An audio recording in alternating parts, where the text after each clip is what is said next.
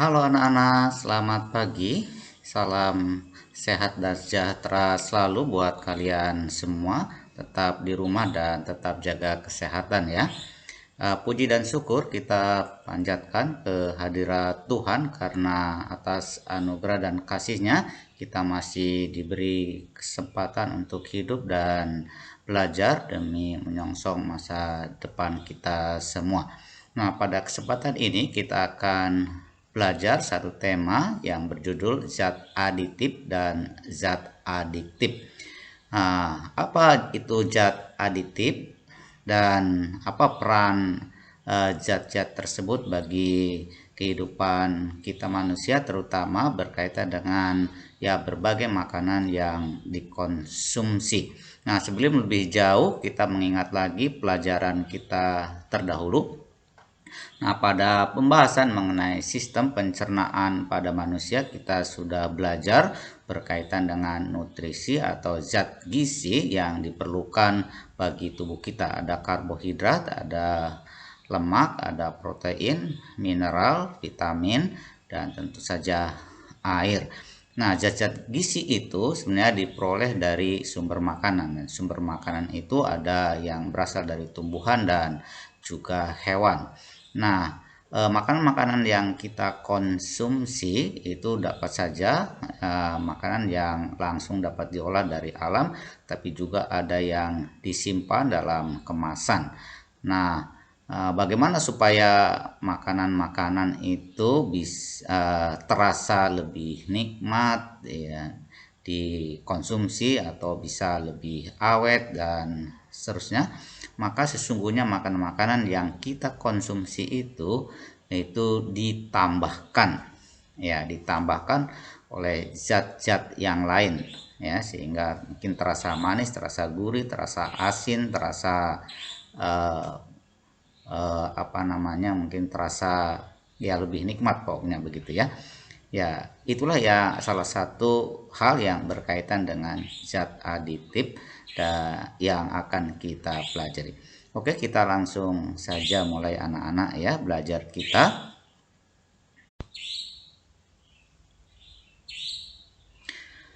Anak-anak yang saya banggakan, apa yang kalian gambarkan dari tampilan yang ada di monitor ini? Ya, kita melihat bahwa ada sejumlah makanan dengan ya warna yang beragam ya, ada putih, kuning, merah, hijau, biru dan lain-lain.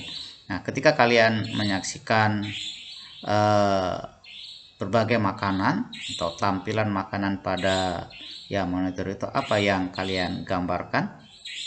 Apakah di antara kalian ada yang mengimajinasikan bahwa makanan-makanan itu ya pastilah berasa manis ya dan enak begitu? Ya, tentu saja ya, dengan tampilan yang menarik maka kita juga ada rasa, ada keinginan untuk mengkonsumsi makanan tersebut. Tetapi permasalahannya apa yang ya membuat makanan-makanan itu tampil dengan berbagai warna? Ya, tentu saja bahan dasar dari makanan itu tidaklah berwarna demikian. Ada zat lain yang ditambahkan ya ke dalam ya bahan makanan itu sehingga menjadi berbagai warna, dan dengan berbagai warna ya kita akan merasakan lebih tertarik mengkonsumsi makanan yang menarik ini. Nah, warna-warni yang ditambahkan ke dalam makanan inilah yang kemudian disebut dengan zat aditif. Jadi, apakah itu zat aditif? Nah, zat aditif adalah zat makanan atau bahan tambahan makanan. Adalah bahan yang ditambahkan dengan sengaja ke dalam makanan dalam jumlah kecil dengan tujuan untuk memperbaiki penampakan atau penampilan, cita rasa, tekstur, dan memperpanjang daya simpan. Nah, selain itu dapat meningkatkan nilai gizi seperti protein, mineral, dan vitamin. Itulah yang disebut sebagai zat aditif. Nah, sesuai dengan pengertiannya, fungsi zat aditif pada makanan adalah memperbaiki penampilan dengan penampilan yang lebih baik, lebih menarik. Tentu kita akan menambah selera makan kita. Meningkatkan cita rasa, ya tentu saja bahan-bahan makanan dasar biasanya memiliki cita rasa yang kurang nikmat, kurang enak. Tapi jika ditambahkan dengan zat aditif itu, maka rasanya akan mengalami peningkatan.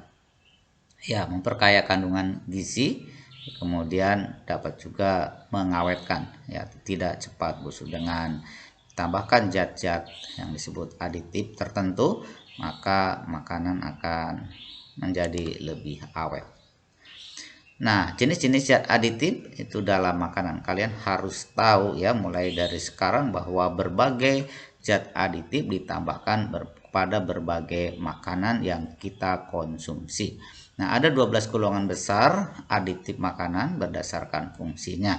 Yang pertama yang disebut sebagai zat pewarna, ya, kedua zat pemanis, yang ketiga zat pengawet, yang keempat zat penyedap rasa, kemudian yang kelima ada zat antioksidan, yang keenam pengikat logam, yang ketujuh ada zat pengemulsi, dan 8 ada zat pengental, yang 9 ada zat pemutih, kemudian ada yang disebut sebagai buffer, kemudian ada yang disebut dengan ya zat nutrien suplemen, ya kemudian dan lain-lain. Tapi yang ya sering kita jumpai dalam kehidupan sehari-hari setidaknya ada 5 jenis zat aditif yang sering digunakan ya oleh manusia.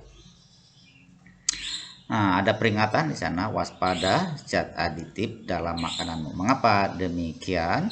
Ya karena zat-zat aditif yang ditambahkan ke dalam makanan itu ya tidak selalu sehat. Ada yang dapat menyebabkan berbagai gangguan ke dalam berbagai gangguan di dalam tubuh manusia. Oleh sebab itu kita harus kenali betul berbagai zat aditif itu supaya tubuh kita tetap terjaga kesehatannya. Nah, zat aditif makanan berdasarkan sumbernya. Ya, yang pertama saja ada zat aditif yang bersifat alami, yaitu bahan-bahan yang bersumber dari alam. Contohnya garam, ya dapat berupa pengawet, daun pandan sebagai pewarna, dan gula sebagai pemanis. Nah, tetapi nyatanya bahwa zat-zat aditif alami itu ya tidak terlalu tersedia dan dalam jumlah yang besar dan praktis. Oleh sebab itu ya para ahli tentu saja membuat zat aditif yang disebut zat aditif buatan atau sintetik, ya, yaitu bahan-bahan yang sengaja dibuat karena adanya keterbatasan bahan aditif alami. Contohnya MSG atau monosodium glutamat, ya. Nah, untuk menguatkan rasa makanan, ada siklamat untuk memberikan rasa manis yang lebih kuat pada makanan. Itulah 2 jenis ya, zat aditif makanan berdasarkan sumbernya. Ada yang bersifat alami dan sifat buatan atau sintetik. Nah, kita akan lihat yang pertama adalah zat aditif pewarna. Nah, pewarna makanan digunakan untuk meningkatkan daya tarik konsumen dengan ya warna yang cerah, menarik gitu ya.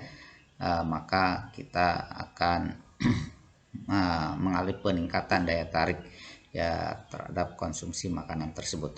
Nah, pewarna ini digolongkan menjadi 3, ada pewarna alami, pewarna identik alami, dan pewarna sintetik. Nah, pewarna-pewarna alami misalnya berasal dari ya tumbuh-tumbuhan gitu ya, yang berbagai warna. Kemudian pewarna identik alami. Nah, ini zat-zat tertentu yang identik ya dengan ya pewarna alami. Dan berikutnya ada pewarna sintetik, biasanya lebih cerah dan lebih terang ya warnanya. Itulah zat-zat aditif pewarna yang ya juga dapat ditambahkan ya ke dalam makanan. Ada merah tua, ada ya kuning muda, ada coklat, merah ya coklat, ada hijau tua dan lain-lain. Itu berbagai warna dibuat untuk meningkatkan daya tarik ya para konsumennya. Nah, pewarna alami ya, sejumlah tumbuh-tumbuhan dapat digunakan sebagai pewarna alami. Nah, pewarna alami merupakan pewarna yang diperoleh dari bahan-bahan alami baik nabati, hewani maupun mineral. Beberapa contoh pewarna alami yang sering digunakan yaitu ada antosianin. Ya, pewarna ini memberikan warna oranye, merah dan biru. Ada karotinoid memberikan warna kuning, merah dan oranye. Ada klorofil memberikan warna hijau yang peka terhadap cahaya dan asam. Ada kurkumin merupakan contoh warna alami yang terdapat pada tanaman ya kunyit. Ini kunyit, ini yang daun yang disebut sebagai mungkin daun pandan. Nah, ini ada stroberi, kemudian ada apa namanya ini? Aduh, lupa, wortel ya. Itu juga dapat digunakan sebagai pewarna makanan yang bersifat alami. Nah, untuk warna alami kuning misalnya ya kunyit biasanya digunakan untuk memberi warna kuning. Kemudian untuk memberi warna hijau digunakan daun ya, suji. Warna coklat misalnya buah coklat. Ya, merah coklat misalnya daun jati. Daun jati juga dapat memberikan warna pada makanan. Kuning merah misalnya wortel. Nah, kelebihan dari zat adiktif alami ini misalnya lebih aman dikonsumsi, memberikan aroma yang enak dan khas selain dari warnanya. Tetapi zat aditif alami ini juga memiliki kekurangan ya, terutama pilihan warnanya terbatas dan warnanya tidak tajam seperti pada warna sintetis. Kemudian tidak praktis karena harus diolah dulu sembilan rupa sehingga ribet ya, tidak praktis ya. Sementara untuk pewarna sintetis itu penggunaannya lebih praktis. Ya, jenis-jenis pewarna alami ada ungu misalnya, tadi ya sudah ada juga ini ditambahkan ada ungu ini ya dapat saja berasal dari buah murbei, ada buah anggur. Kuning tadi warna dari kunyit, oranye dari wortel, hijau daun suji, daun pandan. Coklat dari kakao, warna merah buah naga, stroberi, hitam dapat saja dari arang. Tapi pewarna hitam dari arang ini biasanya tidak dianjurkan. Kemudian pewarna identik alami. Nah, pewarna identik alami adalah pigmen yang dibuat secara sintetik tetapi strukturnya mirip dengan pewarna alami. Contohnya ada santin ya, dia berwarna merah. Apokaroten merah oranye dan beta karoten warna oranye kuning. Nah, itu pewarna identik ya seperti pewarna alami, tapi sesungguhnya dia dibuat itu secara sintetik. Kemudian keunggulan dari pewarna identik alami, pewarna identik alami adalah pigmen yang dibuat secara sintetik tapi strukturnya mirip dengan pewarna alami. Tadi sudah ya, kita lanjut. Nah, kemudian ada pewarna buatan atau pewarna sintetik. Jadi ada yang disebut sebagai methyl yellow ya, berwarna kuning, ya karmoisin berwarna merah, tetrazin itu memberi warna kuning, amaran warna merah, ya ponkau 4R itu memberi warna merah, melachit green itu memberikan warna hijau, dan indigo carmine itu memberikan warna biru.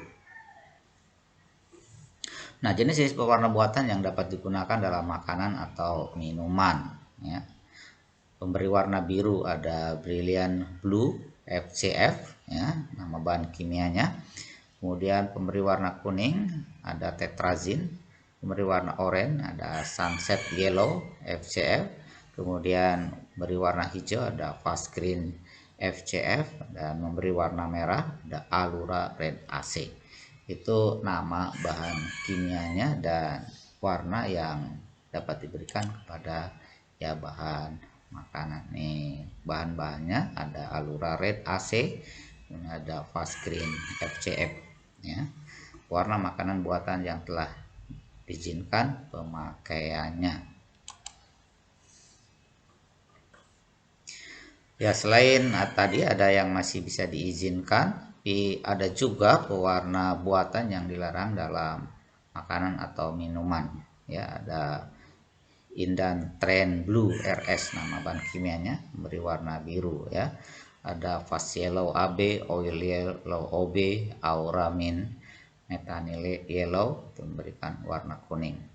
Kemudian Orange RN, Orange GGN, ada Chrysodin itu memberi warna oranye. Kemudian Guinea Green Bee warna hijau, ada coklat brown happy coklat, Fast Red E, Yapon Cow SX, Rodamin B yang memberikan warna merah. Kemudian Black 7984 itu memberikan warna hitam. Nah, pewarna-pewarna buatan yang ya tertera pada tabel ini itu dilarang dalam penggunaannya karena ya dapat menyebabkan ya gangguan kesehatan pada tubuh manusia.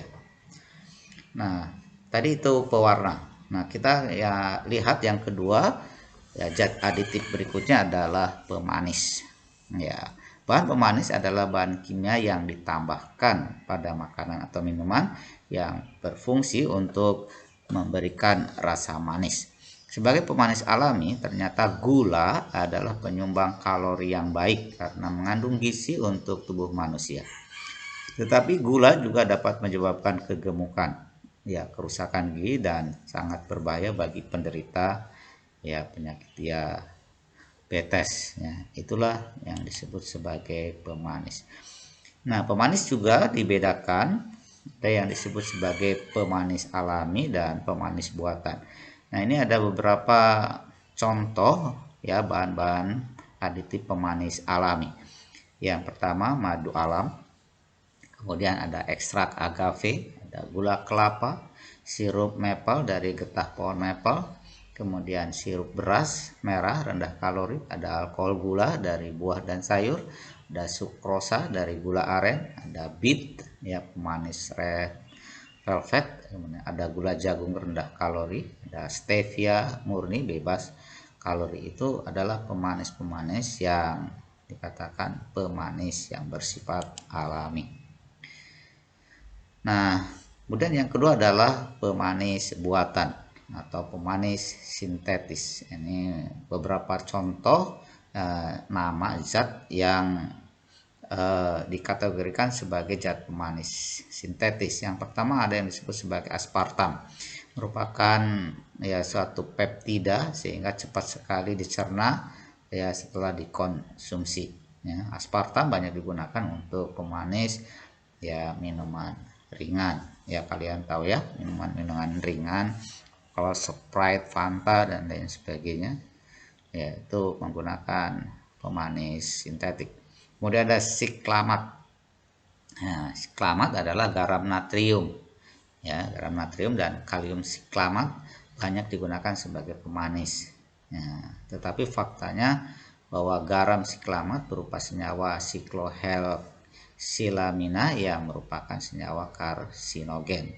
Ya, itu nanti ya tidak baik sebenarnya digunakan atau dikonsumsi oleh tubuh kita. Kemudian ada yang disebut sakarin, merupakan zat pemanis. Jika penggunaan sakarin berlebihan maka akan memberikan rasa pahit. Sakarin dilarang digunakan pada makanan diet. Ya, rasa manisnya sangat tinggi ya, sehingga dalam jumlah yang besar sampai memberikan rasa pahit. Kemudian ada kalium asesulfam, memiliki tingkat kemanisan 200 kali dari kemanisan gula pasir. Ya, kelebihannya adalah mempunyai sifat stabil pada pemanasan dan tidak mengandung kalori. Ini pemanis ya buatan, ya, manisnya 200 kali ya, dari manis gula pasir. Oleh sebab itu dalam jumlah sedikit bisa membuat manis makanan dalam jumlah yang besar sehingga ya lebih efektif, dan kalium asesulfam ini bersifat stabil ya pada pemanasan dan tidak mengandung banyak kalori. Yaitu contoh pemanis sintetik atau buatan. Nah, ini jenis-jenis yang lainnya tadi aspartam sudah ya, asesulfam potasium tadi sudah, ada siklama, sakarin, suklarosa, etritritol, kemudian ada neotam, isomalt, silitol, ya, kemudian sorbitol, kemudian ya maltitol, manitol, laktitol, yaitu istilah-istilah untuk berbagai zat aditif pemanis buatan. Nah, mengapa pemanis buatan itu? Ya, pemanis buatan memiliki keunggulan ya misalnya dari tingkat kemanisannya. Nah, ini di sini ada perbandingan tingkat kemanisan pemanis buatan ini. Gula pasir anggap saja tingkat kemanisannya 1. Nah, siklamat sebagai pemanis buatan memiliki tingkat kemanisan 30-50 kali. Aspartam memiliki tingkat kemanisan 160-200 kali gula pasir. Kemudian kalium asesulfam memiliki tingkat kemanisan 200 kali, ya lebih manis dibandingkan dengan gula pasir. Sementara sakarin memiliki tingkat kemanisan 200-500 kali, ya lebih manis dari gula pasir. Ya, oleh sebab itu maka ya pemanis-pemanisan buatan itu tentu lebih efisien ya, dengan jumlah yang sedikit mampu memaniskan ya mungkin makanan dalam jumlah yang jauh lebih banyak. Nah, zat aditif yang biasa digunakan yang ketiga adalah pengawet. Zat pengawet adalah bahan yang ditambahkan ke dalam makanan dengan tujuan ya supaya mencegah kerusakan yang disebabkan oleh mikrobiologis. Nah, bahan pengawet tradisional contohnya garam dapur, gula, cuka, dan lada. Nah, garam dapur, gula, cuka, dan lada dapat digunakan ya agar ya makanan itu menjadi lebih awet. Misalnya ikan laut biasa digunakan untuk pengasinan. Ya, dengan diasinkan maka ikan menjadi lebih tahan lama, lebih awet. Buah-buahan diawetkan dengan cara dijadikan manisan. Ya, kemudian lauk pauk bisa diawetkan dengan dibumbui lada dan cuka. Itu pengawet buatan. Nah, bahan pengawet dan penggunaannya. Ya, selain bahan pengawet alami tadi ada juga yang disebut sebagai bahan pengawet buatan ya. Ada yang disebut sebagai asam benzoat, natrium benzoat, dan kalium benzoat. Ya, biasanya digunakan untuk mengawetkan makanan dan minuman ringan, kecap dan saus. Ya, asam askorbat itu dapat digunakan untuk mengawetkan daging olahan, kaldu, dan buah dalam kaleng. Natrium nitrat ya, mengawetkan daging olahan dan keju. Asam propionat mengawetkan roti dan keju olahan.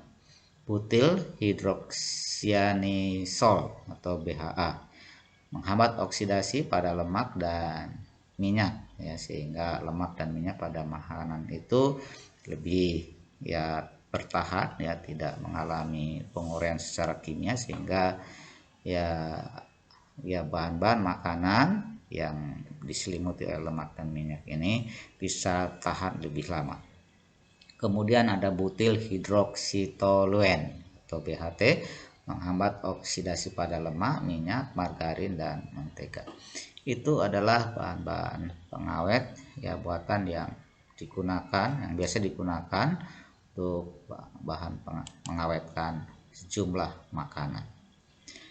Nah, ini daftar nama bahan-bahan pengawet pada makanan. Ada asam benzoat, asam propionat, asam sorbat, belerang dioksida, etil p-hidroksibenzoat, kalium benzoat, kalium bisulfit, kalium metabisulfit, kalium nitrat, kalium nitrit, kalium propionat, kalium sorbat, kalium sulfit, kalsium benzoat, kalsium propionat, ada kalsium sorbat, natrium benzoat, metil p-hidroksibenzoat, natrium bisulfit, natrium metabisulfit, natrium nitrat, natrium nitrit, natrium propionat, natrium sulfit, nisin, propil p-hidroksibenzoat. Itu nama-nama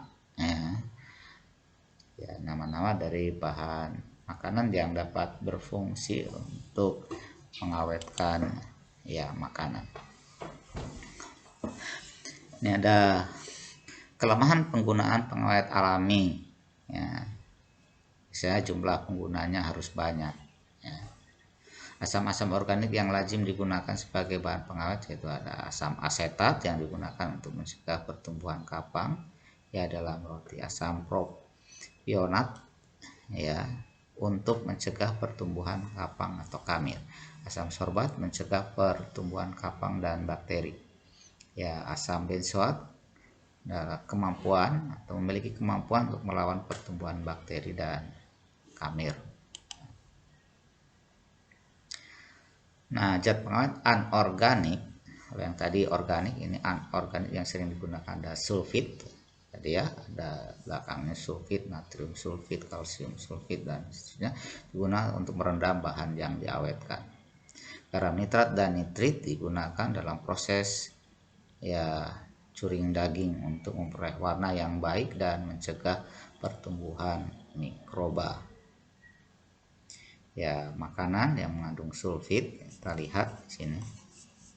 Ya, saya direndam di dalam ya cairan, kemudian makanan yang mengandung garam, nitrat dan nitrit itu rela di ya tempatkan pada bahan yang makanan yang relatif kering. Kemudian zat aditif berikutnya yang ya biasa ditambahkan kepada berbagai makanan adalah penyedap dan pemberi aroma. Nah, penyedap rasa adalah zat yang dapat meningkatkan cita rasa makanan. Nah, bahan yang termasuk golongan ini diperoleh dari alam. Contohnya ada bawang putih tentu saja ya, bawang bombay, ya minyak esensial, aleorisin, dan ada pula penyedap sintetis. Nah, penyedap sintetis yang sangat terkenal yaitu vetsin atau MSG atau monosodium glutamat. Nah, MSG dibuat dari fermentasi tetes tebu oleh bakteri. Bakteri yang membentuk bahan yang dinamakan asam glutamat. Asam glutamat itu kemudian diolah menjadi MSG yang digunakan sebagai penguat rasa protein. Zat pemberi aroma ada yang berasal dari ekstrak alami senyawa sintetik, misalnya aroma vanili, aroma nanas, aroma yang lain-lainnya.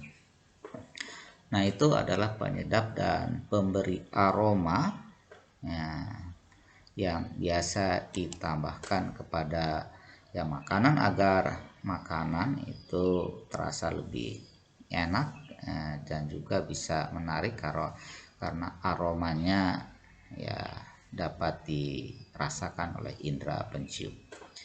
Nah, bahan penyedap alami tadi ada bawang bombay, bawang merah, ya, kemudian ada ya daun kemangi dan lain-lain.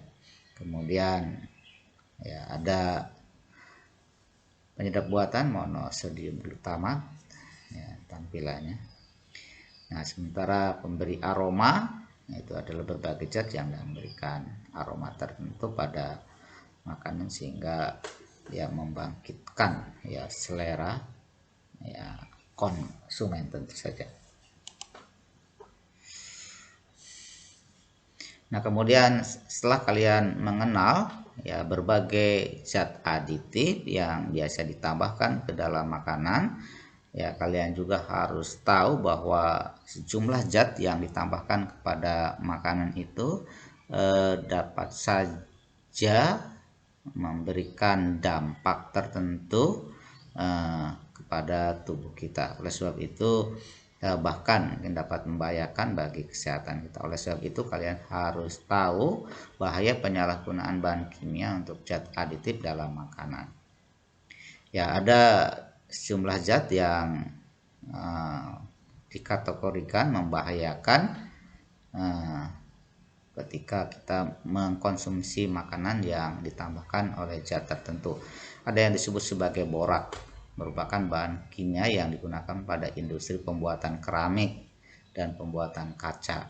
Ya, borak banyak disalahgunakan pada pembuatan mie, ya, bakso dan lontong yang kenyal dan lembek, ya, sehingga ya makanan itu bisa bertahan relatif lama. Kemudian borak merupakan bahan kimia yang berbahaya karena dapat terakumulasi dalam tubuh. Gejala keracunan borak adalah muntah-muntah, diare, dan bahkan menimbulkan kematian. Nah, zat kedua ada yang disebut sebagai formalin, ya, digunakan untuk mengawetkan mayat. Misalnya orang yang meninggal, supaya tidak cepat membusuk, maka ke dalam tubuhnya disuntikan formalin supaya bisa lebih tahan lama. Penyalahgunaan formalin sering digunakan untuk mie, bakso, ayam potong, dan ikan segar.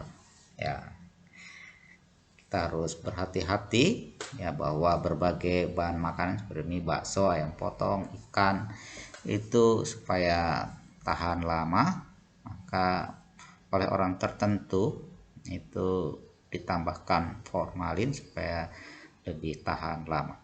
Kemudian formalin menyebabkan muntah, darah, kejang, kesulitan napas, dan merasa tercekik serta kerusakan ginjal. Ya, jika kita mungkin secara terus-menerus mengkonsumsi bahan makanan yang mengandung formalin. Kemudian formalin juga ada pewarna tekstil, ya, mengandung logam berat. Akibatnya jika kita mengkonsumsi makanan yang ditambahkan dengan pewarna tekstil ini, tentu saja akan mengalami gangguan kesehatan pada tubuh kita. Nah, ini adalah ya contoh dari penggunaan seperti borak dan formalin dalam makanan dalam rangka supaya makanan itu lebih awet, ya, tetapi ya berbahaya bagi tubuh kita. Oleh sebab itu kita harus mengerti dan paham ya kriteria atau tanda-tanda bahan makanan yang ditambahkan dengan zat kimia borak atau formalin, sehingga bisa ya terhindar dari ya gangguan kesehatan pada tubuh kita ketika kita mengkonsumsi makanan yang ada di sekitar kita. Ya, itulah anak-anak belajar kita hari ini berkaitan dengan tema zat aditif dan zat adiktif. Nah, untuk zat aditif ini kita sebut sebagai ya tema bagian pertama. Ya, anak-anak yang saya banggakan, jika kalian masih belum paham benar, kalian bisa putar video ini kembali dan kalian bisa membaca buku ya cetak kalian pada tema zat aditif dan zat adiktif, atau kalian bisa juga membaca, cari informasi dari sumber-sumber lain, dari literatur lain yang ada di internet yang sesuai dengan ya topik yang sedang kita bicarakan. Ya, demikian anak-anak belajar kita hari ini. Atas perhatian dan ya kerjasama kalian, Pak Rus ucapkan terima kasih.